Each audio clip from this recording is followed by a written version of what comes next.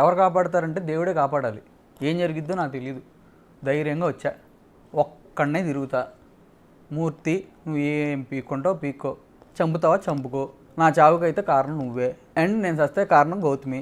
And పోలీసులకు కూడా నాకు థ్రెట్ ఉంది, నాకు కొంచెం సెక్యూరిటీ కావాలి.